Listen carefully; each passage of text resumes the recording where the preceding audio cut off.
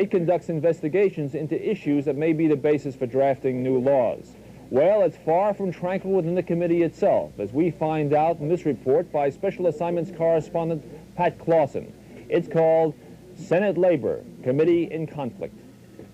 A Senate Labor Committee investigation of alleged corruption in the Boilermakers Union has run into trouble, including staff infighting and stiff union opposition. Rank-and-file whistleblowers have accused union business agents of illegally selling membership cards to unqualified welders at nuclear power plant construction sites. Boilermakers Union officials have repeatedly promised to cooperate with the committee, but they haven't promptly turned over union documents that the committee wants. The delays recently sparked an explosive exchange between union lawyer Joseph Marizzi and Senate Labor Committee Chairman Orrin Hatch. I haven't had one document from you that I've seen. No, that's not true, Senator. We're going to give you your day in court, but by gosh, I want the documents before you get that day. You see, Senator, you're implying that my clients have not produced documents. I sure am. You're implying that we haven't had a single one of them. We have not cooperated. That is not true. And I'm sure implying that. I'm not only implying it, I'm accusing you of it. Since that confrontation last month, the union has voluntarily opened its files, and the committee has authorized Hatch to subpoena the records if the union fails to cooperate. The subpoena authorization follows months of behind-the-scenes struggle between opposing staffs within the committee and an organized labor lobbying campaign. The investigation has upset top AFL-CIO officials so much that they are lobbying to stop it. A union strategy memo obtained by CNN says, quote, efforts are now underway to dissuade the committee from continuing this essentially meaningless investigation. Efforts will include meetings with selected senators. The document was co-authored by David Elbor, a Washington labor attorney who represents the Boilermakers Union. Labor Committee Chief Investigator Jim Phillips says union lobbyists and a key Senate aide repeatedly interfered with committee subpoena requests for Boilermakers Union records. The contact man on the Senate Labor Committee staff for the people pushing this campaign is an attorney named Michael Forsey, who works for the minority side of the Labor Committee, and he has done everything imaginable to prevent these subpoenas from being voted on. Mike Forsey is a Labor Committee lawyer who reports to Senator Ted Kennedy, the committee's chief minority member. Phillips accuses Forsey of trying to influence the probe in other ways.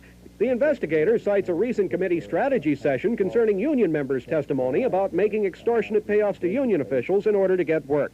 The most reprehensible thing that he has done, and I have never seen anything like this in my 8 years on Capitol Hill, Mr. Forsey informed our staff that he thought, as an attorney, he thought that these individuals were part of the crime. So he made very clear, explicit, to our staff that if these individuals testified, that he would ask the Justice Department to prosecute them as well as the business agents that made the illegal sales. Forsey told me off camera that the charges were patently false, and he called Phillips a liar. Forsey admitted questioning the possible criminal liability of committee witnesses if they testified about making union payoffs, but he denied threatening anyone with prosecution. Forsey also admitted frequent contacts with Boilermakers Union attorney David Elbor, the co-author of the AFL-CIO's lobbying strategy memo, to discuss the investigation. He said he shared the attorney's concern that the investigation might be unfair. Forsey declined our request to discuss this matter on camera. Talk to the press secretary. Did you interfere with any subpoenas? Kennedy Press Secretary Bob Shrum later denied that Forsey had threatened witnesses or blocked subpoenas. He said no subpoenas were issued because the Boilermakers investigation had not been approved by the full committee. Forsey said off camera that Senate Labor Committee Majority Counsel Kevin McGinnis would vouch for him. McGinnis ducked our questions for several days and would not speak on the record. When McGinnis's boss, Senator Orrin Hatch, ordered him to answer our questions, the lawyer said he vividly recalled details of a meeting when Forsey questioned the potential criminal liability of committee witnesses. But when asked if Forsey threatened those witnesses with criminal prosecution, McGinnis said his memory was blank. He just could not recall. Senator Hatch won't publicly point any fingers at Forsey, but he does say the minority staff, of which Forsey is the key figure, has not been cooperative in the Boilermakers investigation. Hatch also says Labor Committee Democrats have not paid much attention to the case. All I can say is it makes you wonder just what is happening, because frankly, there isn't a lot of enthusiasm about the investigations we've made with regard to union racketeering and other union abuses.